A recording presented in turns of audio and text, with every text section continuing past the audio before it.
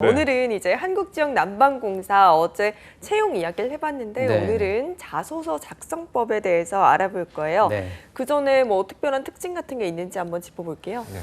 여기는 전반적으로 보면 5가지 문항이 있고요. 그다음 여러분들이 보실 게 글자 수가 되겠죠. 700자씩입니다. 저는 이런 5가지 문항의 700자 딱 좋은 구성이라고 좀 생각하고요. 그런데 가장 중요한 거는 이제 한국지역난방공사는 자소서가 평가 항목에 들어가지 않아요. 그래서 여러분들께서 좀 부담 없이 쓰셔도 좋을 것 같다라고 하는 것이 가장 큰 특징이라고 얘기할 수 있을 것 같습니다. 예, 일단 뭐 서류에서 평가 항목에 들어가지 않는다고 해도 잘 작성해야 되는 이유는 있겠죠. 그렇죠. 왜냐하면은 결국에 그렇다면 이 자기소개서는 여러분들이 면접장 갔을 때 면접 질문을 도출하기 위함이거든요. 예. 따라서 물론 평가는 서류 때 안 들어갔지만 면접위원들이 봤을 때 너무 성의가 없다라거나 너무 좀 내용이 그렇다라고 한다면 정말로 우리 회사를 들어오고 싶어서 작성한 지원서가 맞는가? 라고는 의구심을 가질 수 있겠죠. 그래서 그런 부분 때문에라도 꼭 조심했으면 좋겠고요. 특히나 이렇게 자기소개서를 적부로 보는 곳은 불성실 판단 기준이 있어요. 예. 그거 같이 한번 좀 보도록 하겠습니다.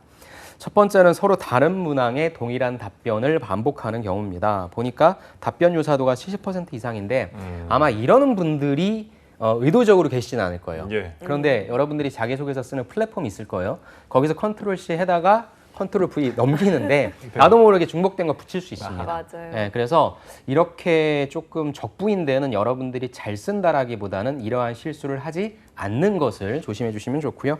두 번째는 글자 수를 채우기 위한 의미 없는 문자 입력. 이거는 예전에 코레일이라고 하는 공공기관에서 채용 진행했는데 코레일도 안 봤거든요. 그럼 거기에다가 크크크크크크크를 써놓은 거예요. 그냥 글자 수를 채우려고. 아니면 유유유유유유유. 그러면 안 되겠죠. 네, 그래서 그러면 또 떨어진다라고 볼 수 있고요. 그 다음에 질문과 무관한 답변입니다. 그러니까 여러분들이 시간이 없어서 다른 데에다 썼던 걸 그냥 글자 수만 채우면 되니까 내가 써놨던 다른 자기소개서를 컨트롤 C에다 또 붙이는데 이것도 사실 저는 모르겠어요. 이걸 과연 읽을까라고 하는 관점은 모르겠는데 이러면 위험하겠죠. 굳이 이럴 필요는 없겠죠. 그래서 여러분들이 설령 컨트롤 C에서 갖고 오신다 할지라도 조금은 각색을 좀 해주시는 게 필요할 것 같고요. 그 다음에 표절입니다. 표절은 응시자 간의 자기소개서 1개 이상 문항의 답변 유사도 70% 이상인데 요즘에는 이제 합격 자기소개서를 여러분들이 구하기가 좀 수월하다 보니까 갖고 오는 거죠. 예, 근데 이 부분도 좀 조심하셔야 될 것 같다. 그래서 자가 표절, 남의 거 표절하는 거 조심해 주시고 네. 그리고 저는 여기엔 없지만 또 여러분들 회사 이름 틀리면 여러분들이 의외로 기업명을 되게 좀 아무렇지도 않게 생각해요. 제가 자꾸 말씀을 드려 죄송한데 우리 정섭 씨가 저한테 아니 영정이라고 불렀잖아요. 그런 사람은 없습니다 여기에. 근데 여러분들이 회사 이름도 그냥 뭐 내가 한국 난방지역공사 이렇게 쓰면 뭐 어때? 예. 그게 아무렇지도 않은 것 같잖아요. 근데 그런 회사는 없는 거예요. 그래서 저는 여러분들한테 꼭 말씀드리는 게 회사 이름 정확하게 기재하시라는 거. 그것도 좀 말씀드리고 싶습니다. 예. 네, 우리 정섭 아나운서 앞으로는 이름 꼭 확인 잘 하시고요. 제가 영정 당하겠어요. 그러니까요. 그리고 제가 쌤한테 하나 여쭤보고 싶은 게 있는데 네네. 그러면 이렇게 1차에서 서류를 통과했어요. 네네. 그리고 통과해서 막 올라갔는데 나중에 면접에서 자기소개서를 보고 네. 좀 별론데 이러고 내릴 수가 있나요? 아닙니다. 그거는 아니죠. 근데 그 대신에 이제 내가 면접 평가를 하는데 자기소개서가 왜 이가은 씨는 옆에 있는 이정섭 씨보다는 이렇게 약간 좀 불성실하게 썼을까? 라는 생각을 한다면 조금 더 공격적인 질문들이 들어갈 수 있겠죠. 그래서 면접에서 여러분들이 절대 좋은 인상을 주진 못하니까 저는 여러분들 어차피 여기에 나와 있는 질문들이 다른 데에서 다 물어보는 질문들이에요. 그러니까 잘 한번 작성해 주시면 좋을 것 같습니다. 예. 네, 그럼 이제 본격적으로 한국지역난방공사의 자소서가 어떤 항목으로 구성되어 있는지 한번 확인해 볼까요? 네, 크게 2가지입니다. 첫 번째는 경험기술서가 있고요. 두 네. 번째는 자기소개서가 있는데 경험기술서 같은 경우에는 800자입니다. 사실 경험기술서만 놓고 본다면 800자가 많은 글자 수는 아닌데 일단 이 항목이 있고요. 자기소개서는 아까 말씀드린 것처럼 총 5개 항목에 700자입니다. 1번은 비전을 얘기해주면서 우리 공사의 역할은 무엇인지 그리고 입사 후 본인이 그런 역할에 어떻게 기여할 수 있는지에 대한 지원 동기와 입사 후 포부에 대한 내용을 묻고 있습니다. 두 번째는 그렇다면은 본인이 이 직무를 왜 지원했는지에 대한 근거가 필요하겠죠. 왜 지원했니? 너 강점 뭐가 있니? 라고 하는 직무 역량을 묻고 있습니다. 다음 3번째는 직장 생활은 조직 생활입니다. 조직 생활. 그럼 여기서 잠깐 퀴즈 하나 좀 내드려도 될까요? 우리 저를 괴롭혔던 정섭 씨. 특정 씨라고 바꿔도 돼요. 저는 그렇게 복수하진 않습니다. 네. 정섭 씨, 예. 그 단체 생활이 있고 조직 생활이 있잖아요. 예. 둘 차이는 무엇일까요? 조직은 목표가 있는 거고 단체는 그냥 예. 이렇게 쉽게 맞출 줄은 제가 몰랐어요. 우와. 맞습니다. 예. 그러니까 직장 생활은 조직 생활이라고 하는 이유가 뭐냐면 모두가 공동의 목표를 갖고 있는 네. 거예요. 그 목표만을 보고 바라보고 가는 겁니다. 근데 단체 생활이라고 하는 것은 저희 셋이 지금 방송하고 있잖아요. 단체 생활이에요. 예. 저는 제 나름대로의 목적이 있고 두 분은 두 분 나름대로의 목적이 있죠. 그런데 네. 우리가 조직 생활을 한다는 건 뭐예요? 이 방송을 성공적으로 끝낸다는 게 조직 생활이 되겠죠. 그래서 직장 생활이라 하면 조직 생활이고요. 그런 면에 있어서 여러분들이 조직 생활을 잘할 수 있는 사람인지를 묻는 항목이 꼭 나옵니다. 그게 네. 바로 3번입니다. 본인이 속한 조직 내에서 다른 구성원과 발생한 갈등이나 아니면 어려움 등이 발생했을 때 어떻게 해결했는지에 대한 부분이니까 대인관계나 의사소통을 통해서 문제를 해결했다라고 하는 점 볼 수 있겠고요. 예. 네 번째는 여러분들이 굉장히 싫어하는 질문인데 요즘에 많이 나오고 있는 질문입니다. 창의적인 아이디어를 활용한 적은 우린 없는데 이걸 묻고 있어요. 그래서 창의적인 아이디어를 활용해서 문제 해결한 부분. 그다음 마지막이 공공기관이면 꼭 물어보는 질문이죠. 예. 직업윤리가 왜 중요한지에 대한 그런 질문. 이렇게 5가지라서 아까 말씀드린 것처럼 특별히 어려운 건 없습니다. 2번부터 예. 5번은 여러분들이 미리 좀 써놓은 걸 될 수 있고 1번만 여러분들이 시간 들여서 쓰시면 좋을 것 같습니다. 예. 근데 이 자기소개서 전에 앞서 경험기술서 기재할 거냐고 묻는 지금 이 질문이 네. 있어요. 이거 꼭 써야 되는 걸까요? 일단은 저는 공란은 최소화시키는 게 좋다라고 생각합니다. 그래서 또 여기에다가는 경험기술서라고 해줬잖아요. 예. 그러니까 공공기관 지원하시는 분들은 아시겠지만 경험이라 하면 돈 받지 않고 한 거, 경력이라 하면 돈 받고 한 건데 경력이 없을 수 있잖아요. 그럼 그런 분들을 위해서 전 경험이라고 조금 다운그레이드 시킨 것 같고요. 그래서 전 이걸 굳이 직접적인 연관성이 아니더라도 공란으로 둔다라고 하는 건 좋은 인상은 아닐 것 같아서 예. 여러분들이 생각하기에 약간 조금 유치해요. 약간 직접적인 연관성은 없어요. 그래도 저는 구조적으로 좀 작성해 보시는 게 좋을 것 같습니다. 네. 그러면 이 경험 기술서를 작성할 때 뭐 어떤 형식으로 작성을 해야 되나요? 그러니까 크게 두 가지가 있을 것 같아요. 첫 번째는 내가 소재가 아예 없거나 아니면 가장 핵심적인 소재가 있다면 그거에 대해서 디테일하게 쓰는 게 될 수 있고요. 예. 아니, 두 번째는 내가 소재가 되게 많아요. 아니면 내가 소재는 많은데 직접적인 연관성이 없으면 요거 했다, 요거 했다, 요거 했다. 그러니까 쉽게 예를 들어서 두 분이 지금 방송국의 어딘가에 이제 지원을 하실 때에 네. 내가 방송의 경험이 없어요. 나는 유튜브를 통해서 내 개인 방송 하는 게 하나 있다. 그럼 그걸 디테일하게 쓰겠죠. 어떻게 네. 기획해서 어떻게 방송했다. 근데 난 유튜브도 있고 뭐도 있고 뭐도 있다 하면 나열할 수가 있겠죠. 그래서 여러분들의 상황에 따라 내가 디스크라이브, 묘사를 할 것이냐 아니면 리스트업 할 것이냐 이 부분을 선택해 주시면 좋을 것 같습니다. 예. 자, 그럼 본격적으로 자소서 1번 문항부터 살펴보겠습니다. 자, 우리 공사의 비전은 국민과 함께 행복한 세상을 가꾸는 친환경 에너지 리더입니다. 이를 위한 우리 공사의 역할과 입사 후 자신이 기여할 수 있는 방안에 대해서 기술해 주시기 바랍니다. 700자였는데요. 이게 이제 지원 동기와 입사 후 포부죠. 어떻게 작성하면 좋을까요? 여러분들이 좀 가장 어려워하는 지도과 포부인데 여기에서는 조금 평가에 들어가지 않으니까 예. 저는 면접용이니까 간단하게 기업 분석만 하시고 의미 부여만 하시고 그다음에 써주시면 좋을 것 같은데 예시를 통해서 한번 좀 알아보도록 하겠습니다. 네. 제가 역시 링커리어 자기소개서 예를 갖고 왔으니까 여러분들이 이 사이트 들어가셔서 보시면 괜찮을 것 같아요. 첫 번째 보도록 하겠습니다. 소제목이 나오네요. 타인을 위한 삶이라고 하는 소제목이 나왔고요. 이렇게 시작됩니다. 소제목은 저희 생활신조이자 좌우명. 아무래도 공공기관이다 보니까 타인을 위한 삶이라고 하는 주제를 던진 것 같아요. 저는 가장 잘할 수 있는 분야에서 어떻게 하면 누군가를 더 넓게는 시민들을 위해 보탬이 될 수 있을까를 고민했다라고 하는 부분이고요. 그렇다면 나의 좌우명은 이것인데 내가 지원하는 땡땡 공사는 어떤 모습이냐? 당연히 뭐 누군가를 시민들을 위해 보탬이 되는 일을 한다는 내용을 적겠죠. 그래서 예. 땡땡의 지역 경제 발전과 주거 안정에 기여하고 있잖아. 이처럼 그런 모습이 내가 추구하는 가치와 부합하니까 나는 남을 돕고 싶어. 근데 당신네 회사는 남을 돕고 있는 일을 하잖아. 그러니까 나는 당신네 회사를 지원할 거야 라고 의미 부여를 한 거죠. 예. 이런 식으로 여러분들이 어떠한 뭐 좌우명도 좋고 회사 선택하는 기준도 좋고 이렇게 제시해 주시고 그 회사가 어떤 모습에서 그런지에 대한 부분을 연결시켜 주시면 좋을 것 같습니다. 가장 네. 안정적인 구조죠. 예. 이어서 볼게요. 저는 여러 이유 때문에 땡땡 내에서도 여러 번 거주지를 이전했다. 그러면서 다양한 도시개발 상태를 체감해봤고 여러 체육시설들을 이용해보면서 장단점을 느꼈다. 그럼 이 얘기를 왜 하는데 예. 이런 것들이 내가 하려는 직무상 좋은 밑거름이 될 수 있는 경험이기 때문에 이 경험을 얘기한 건데 저는 사실 이 경험이 그렇게 와닿진 않아요. 그래서 여러분들이 꼭 어떤 해당 기업과의 연관성을 만들어내기 위해 내가 어떤 경험이 있으면 작성하시는데 저는 이런 내용보다는 좋았어요. 그러면은 조금 더 이 해당 공사가 어떤 면에 있어서 다양한 사람들, 우리 지역 거주민들을 위해서 일을 하는지에 대한 기업 분석적인 내용을 대체하는 게 어떨까라는 생각을 좀 하고요. 마지막에 나오죠. 그럼 포부를 어떻게 써야 되냐? 어렵게 생각하지 마세요. 입사 후에 항상 땡땡 시민의 동반자라는 생각으로 내가 들어가서 뭐 할 건데 이분은 보다 나은 환경 개선을 하시는 분이니까 내가 이걸 통해서 시민들의 삶의 질 향상에 도움이 되도록 고민하고 행동하겠다와 같이 조금의 구체성, 여러분들이 한국 지역난방공사 들어가서 어떤 일 하실 거예요? 네. 그 일을 통해서 한국 지역난방공사에 어떠한 도움을 주시겠습니까? 라는 그 부분으로 간략하게 이렇게 포부 만들어 주시면 좋을 것 같습니다. 예. 이거를 이제 구조화해서 정리를 해주시면은 어떻게 될까요? 첫 번째, 여러분들이 회사를 선택하는 기준 제시. 그 네. 기준은 내가 회사를 선택하는 기준은 무엇이다도 좋고요. 이분처럼 가치관은 무엇이다 이렇게 해주셔도 좋아요. 두 번째는 그렇다면 해당 기업이 왜 그런 기준에 적합한지에 대한 내용이 나오겠죠. 그 다음에 해당 기업이 나에게 있어 어떤 의미인지를 해주셔도 되고 이게 약간 좀 부자연스럽다라고 하면 해당 기업에 대한 기업 분석적인 내용을 조금 더 넣어주셔도 좋겠습니다. 예. 그다음 마지막에 포부 걱정하지 마시고 나는 이 직무를 통해서 회사를 어떻게 좀 발전하는 데 기여하겠다라는 식으로 간단한 포부 제시해 주시면 좋을 것 같습니다. 예. 이렇게 1번 항목을 확인해 봤는데요. 바로 2번 항목도 한번 확인해 보도록 할게요. 지원한 직무와 관련해서 본인의 강점을 만들기 위해 노력한 경험을 기술해 주시기 바랍니다. 700자고요.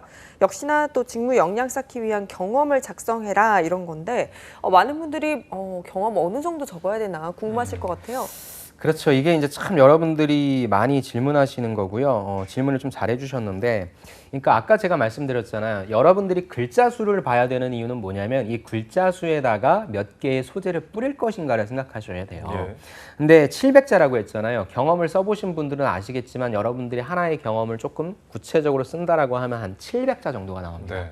거기 앞에 두 갈씩 마지막에 다시 클로징 붙이면 그게 한 1000자 정도가 나오거든요. 네. 그래서 일단은 저는 700자의 하나의 경험을 좀 쓰는 게 맞다라고 보는데 이 2번은 아무래도 당신이 무엇을 준비했는지 뿜뿜해 주세요라는 항목이잖아요. 그럼 나는 여기에다 모든 자랑을 다 해야 된단 말이죠. 네. 그래서 하나를 써주셔도 좋을 것 같고 원래는 하나인데 근데 하나가 약간 좀 빈약해 보인다라고 하면 두 가지를 배치해 주셔도 좋은데 아까 뭐가 있었죠? 앞단에 있어서의 경험 기술서가 있었죠. 그러니까 거기에다가도 배치해 놓을 거. 그럼 여기에다가도 배치해 놓을 거를 조금 여러분들이 안 분해서 저는 배치를 좀 했으면 좋겠고요. 아니면 이렇게 가도 좋아요.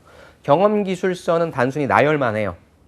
이게 있고 A가 있고 B가 있고 C가 있고 그러면 이 항목에다가는 내가 앞서 경험 기술서에 썼던 A, B, C 중에서 하나를 가장 집어다가 디테일하게 써주는 거죠. 연관성이 네. 있다 생각하니까 그런 식의 좀 방법을 취하시면 좋을 것 같다라고 하는 말씀을 좀 드리고 싶습니다. 네. 하나의 경험을 디테일하게 써달라고 하셨는데 그러면 구조를 한번 또 설명해 주시면요. 구조는 두 가지가 있을 것 같아요. 일단은 두 가지를 쓰신다는 분들은 해당 직무에 필요한 역량이 무엇이다 아니면 해당 직무에 필요한 역량이 두 가지가 있습니다. 첫째 뭐 지식이다, 둘째 경험이다 이런 식으로 해서 간단한 사례씩 붙여주시고요. 네. 마지막 이렇게 해주시면 되고 두 번째는 내가 하나만 쓸 거다라고 하면 저는 이 해당 직무를 하기 위해 필요한 것은 의사소통 능력이라 생각한다.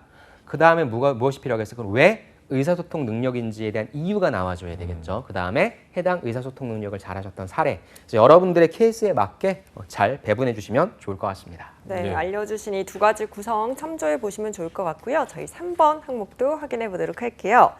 자신이 속한 조직, 학교나 동아리와 같은 곳에서 다른 구성원과 발생한 갈등이나 어려움을 해결한 경험이 있다면 기술해 주시기 바랍니다. 700자고요. 대인관계와 의사소통 능력을 묻는 질문이라고 하셨는데 네. 이와 관련된 질문도 굉장히 많이 나오는 것 같아요. 그렇죠. 아까도 잘 맞춰주셨는데 이제 조직 생활이다 보니까 그리고 사실 이 부분은 여러분들의 내용이 똑같아요. 여러분들은 갈등을 다 해결을 잘 하시는 분들이죠. 해결 어떻게 잘하냐면 남들의 얘기를 경청을 합니다. 네. 공감을 하면서 아 내가 이걸 오해했구나. 그래서 사실 이 항목은 묻는 게 뻔하지만 어떤 걸 보냐. 여러분들이 어떤 소재를 던질 것이냐.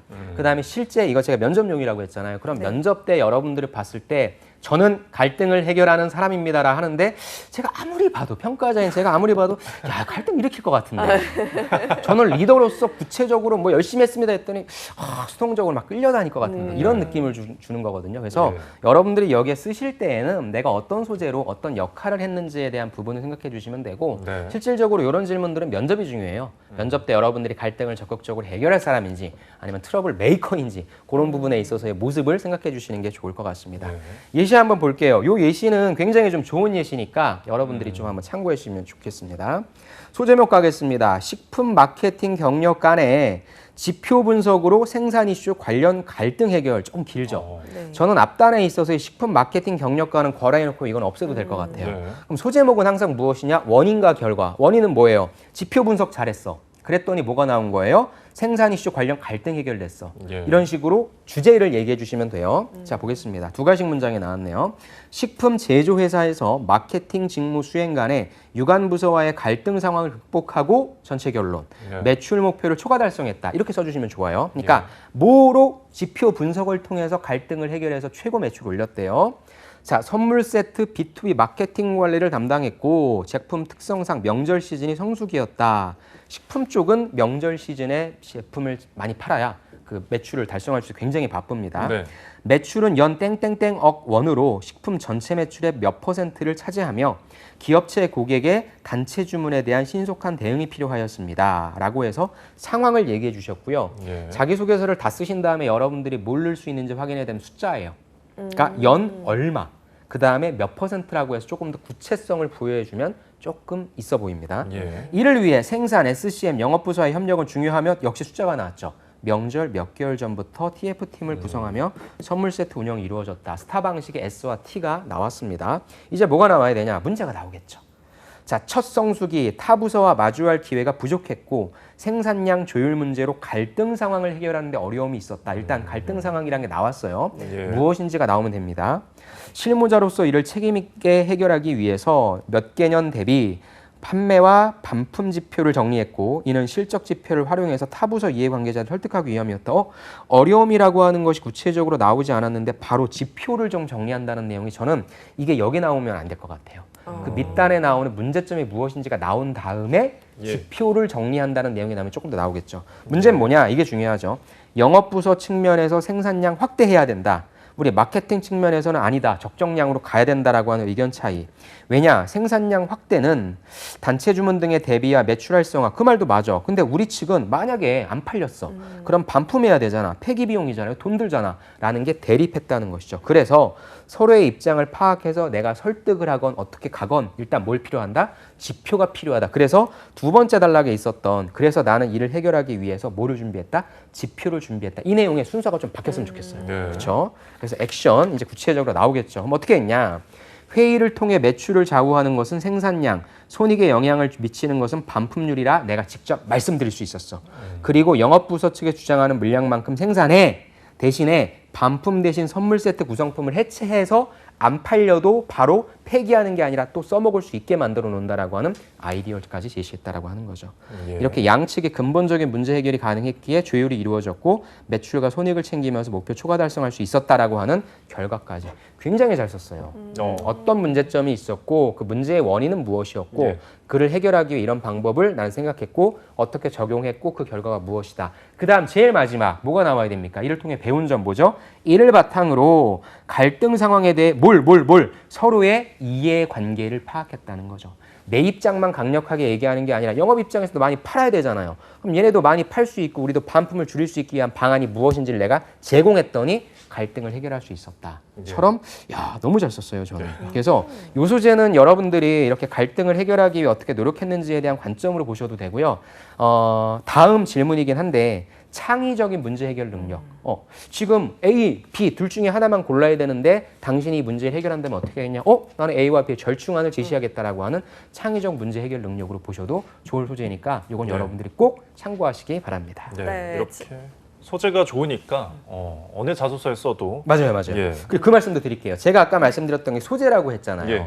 보통 여러분들이 팀플레이를 쓰라고 하면 거의 학교에서 이 팀플레이 쓰시거든요. 그렇죠. 틀린 건 아니에요. 그런데 네. 제가 말씀드리는 거는 이런 소재를 평가자들이 좋아합니다. 이런 얘기들을 좀 하고 싶어 하니까 저는 가급적이면은 우선적으로는 이런 소재를 꺼냈으면 좋겠고요. 특히 사무직들은 제가 좀 요즘에 좀 많이 얘기를 하고 있는데 예. 방학이잖아요. 여러분 방학에 뭐 하실 거예요? 자기소개서만 쓰실 거예요? 그것보다는 경험을 좀 하셔야 돼요. 특히 인문상경계 분들은. 그러면 판매 아르바이트를 안 해보신 분들은 판매 서비스 아르바이트를 좀 많이 해보세요. 네. 그리고 특히나 명절 때에 마트나 백화점에서 한복 곱게 입으시고 선물 세트 팜촉을 좀 한번 해보십시오. 여러분들이 잘 팔라는 소리가 아니라 잘 파는 분들이 계실 거예요. 예. 보는 거예요. 저렇게 고객한테 얘기하는구나. 그런 경험들을 좀 하시면 좋겠고요. 나는 판매 서비스 아르바이트가 많으신 분들은 이제 사무직 인턴이나 그런 업무 지원 아르바이트를 한번 해보려고 하십시오. 그래서 네. 여러분들 지금 방학이 되게 중요해요. 이때 인문상경의 분들은 경험과 경력을 쌓아야 되니까 내가 이번 7, 8월 때 어떤 경험과 경력을 쌓을 것인가를 꼭 한번 고민해 보시면 좋을 것 같습니다. 예. 소재의 중요성 다시 한번 짚어주셨고요. 자, 그러면은 4번 항목 보겠는데요. 창의적인 아이디어를 활용해서 문제를 해결하거나 좋은 성과를 도출한 경험에 대해서 기술해 주시기 바랍니다. 문제 해결 능력을 살펴보는 항목인데, 자, 근데 앞에서 창의적인 아이디어, 머리부터 약간 멈칫할 것 같아요. 그렇죠. 이거는 그러니까 여러분들이 쉽게 빠져나갈 수 있는 방법은 뭐냐면 여러분들이 창의라고 하는 개념을 어떻게 정의 내리실 거예요? 그러니까 새로운 거. 새로운 거, 그렇죠? 예. 그러니까 창의적 문제 해결 능력이라 하면 여러분들이 개선하는 거거든요. 근데 여러분들이 개선했던 경험이 있으면 좋겠죠. 근데 그게 없으면 지금 제가 보여드린 이 자기소개서처럼 나는 창의가 어떤 거다라고 여러분들이 의미부여를 해주시면 돼요. 그럼 여러분들이 좀 쉽게 빠져나갈 수 있으니까 그런 관점으로 볼게요. 제가 생각하는 창의력이란 기존에 배운 지식을 새로운 관점으로 접목시켜서 결국에 문제 해결하는 거다. 왜? 내가 이런 얘기 할 거밖에 없거든. 그래서 예. 이렇게 좀 빠져나가셔도 됩니다. 그래서 나는 뭐 회로 실험하는 프로젝트를 성공적으로 마친 경험이 있었고 타이머 원리 다루는 주제였는데 힘들었어. 팀원들도 의욕 잃었어. 중구 난방식이었어. 그래서 주제 변경하자는 의견도 있었다. 그래서 S와 T가 나왔습니다. 그러면 예. 어떻게 할 것이냐? 힘들었지만 지금까지의 실험 결과를 토대로 방법을 바꿔서 실험을 해서 유의미한 결과를 만들 수 있다고 설득시켰어. 그럼 내가 제안했던 방법은 뭐냐? 책을 통해 배웠던 무엇으로 이슈 도출해내는 거였어. 그 다음에 기법에 따라 분석하고 메커니즘, 최적화 배치 방법 찾아 실험하기로 한 거였어. 그랬더니 흥미를 가지고 동참했고 그 결과 우리는 1등 했다라는 내용입니다. 네. 사실 저는 이게 창의적인 방법이라고 바로 얘기하고 싶진 않지만 만약에 여러분들이 소재가 없어요. 그렇다면 네. 여러분들이 문제 해결했던 거에 있어서 창의가 어떤 거다라고 얘기해 주시면 왜냐면 이건 항목이 아니잖아요. 그래서 대신에 여러분들이 면접장 가실 때는 조금 더 소재를 찾아서 하나 정도는 더 갖고 가셔도 괜찮을 것 같아요. 네. 일단 창의를 내 방식으로 이렇게 정의를 내리고 시작하는 거 좋은 네. 방법인 것 같아요. 저도 창의력 하면은 진짜 자신이 없어가지고 아. 네, 저도 있다고 하는 줄 한번 알았네요. 네. 전혀 없어요. 네. 절대 없고 그래서 좀 앞으로 혹시나 써먹을 일이 있다면 한번 활용해보고 싶은 방법이기도 한 것 같습니다. 예. 그러면 이번에 이제 작성 구조도 좀 더 쉽게 한번 정리해 볼까요? 그래서 이분의 소재를 그냥 좀 갖고 온다면 구조를 갖고 온다면 첫 번째 창의적 문제 해결을 위해서는 무엇이 필요하다. 즉 내가 정의 내리는 창의란 무엇이다라고 하는 정의를 내려주시고요. 두 번째는 이제 그거 방식에 따라 STAR을 써주시는데 제가 아까 우리 잠깐만 그 앞단의 내용 좀 볼 수 있을까요? 저도 예. 힘들었지만이라고 하는 그 내용 보시면 보십시오. 지금까지의 실험 결과를 토대로 방법을 바꿔 실험을 하면 지금 보시죠. 나왔죠. 첫 번째 줄이에요. 예. 지금까지의 실험 결과를 토대로 방법을 바꿔 실험을 하면 유의미한 결과를 만들 수 있다고 했죠. 그러면 여기에 뭐가 빠졌냐면 그러면 기존의 방법은 왜 안 되는 건데? 아하. 그죠? 그러니까 창의적 문제 해결을 쓰기 위해서 가장 큰 전제는 뭐냐면 기존에는 이런 방식을 썼는데 어떠한 제한이 있었어. 한계가 있어. 그래서 나는 이게 아니라 이런 방식을 제안했다라고 하는 내용 그 부분만 여러분들이 좀 첨가시켜 주시면 좋을 것 같습니다. 예, 기존 실패에 대한 분석과 그렇죠. 언급이 중요하다고 네, 맞습니다. 해주셨고요. 자, 마지막 5번 항목. 요즘 굉장히 또 이슈죠. 내공사 때문에 그런 것 같은데 공기업 직원으로서의 직업 윤리가 왜 중요한지 자신의 가치관을 중심으로 기술해 주시기 바랍니다. 직업 윤리 가치관. 예, 어떻게 보십니까? 네, 공공기관은 좀 당연하고 역시 이것도 4번처럼 여러분들이 그렇다면 직업 윤리가 뭐예요? 또 너무 추상적이잖아요. 네. 이거에 대한 정의를 내려주시면 또 좋을 것 같습니다. 예. 예시 같이 보시죠. 공공기관의 직원으로서 저는 정직함이 지켜야 하는 윤리의식이라고 생각합니다. 그러니까 이분은 정직함을 잡으셨어요. 예. 왜? 그렇다면 이유가 나와야 되겠죠. 공공기관은 국가의 감독 아래에서 일하는 기관이잖아. 진실되고 정직해야 되는 건 당연하기 때문이야. 그리고 내 윤리관도 정직함이기 때문이다라고 해서 어떤 간단한 의미고요. 그다음 나도 그러니까라고 하는 이유를 제시해 주셨습니다. 예. 그 다음에는 이제 나의 내용이 좀 나와야 되겠죠. 나의 내용. 네. 어떤 내용인지 같이 한번 볼게요. 거창하진 않지만 윤리관을 위해서 솔직하자는 부분에서는 스스로 저지른 잘못을 윗사람에게 보고하는 걸 두려워하지 않거나 스스로에게 과연 지금 하는 일이 부끄럽지 않은 일인지 끊임없이 질문하고 있다. 그리고 후회하지 않자는 부분에서 후회하지 않기 위해 선택지가 혹여 어려운 과정은 하나도 안 들어와요. 죄송합니다. 예. 네. 너무 추상적인 많이 거죠. 나네요. 그러니까 예. 여러분들이 가치관이나 이런 걸 쓰라고 하면 막 추상적인 말들 나열한 그러지 마세요. 그럼 예. 내가 어떤 걸 넣어주면 되겠어요? 정직하게 했던 사례를 넣어주시면 되잖아요. 정직하지 않아도 되는데 정직하게 했던 사례 아니면 나는 끝까지 정직하게 했더니 좋은 사례 등등 그냥 내가 얘기하는 가치에 대한 사례를 그냥 담아주시면 좋으니까 예. 그 부분 뒷부분이 조금 아쉽긴 한데 이분의 구조가 좀 좋은 거는 첫 번째 내가 생각하는 직업윤리라고 하는 것은 공공기관에서는 이게 중요할 것 같아. 두 번째 그 이유는 무엇이야? 세 번째 여러분들의 사례가 있으면 돼요. 그런데 여러분들의 사례가 없다. 그러면 바깥에서 사례를 갖고 오세요. 실제 그런 경직함을 가지고 했던 되게 좋았던 사례. 여러분들 사례가 아니면 반대 사례.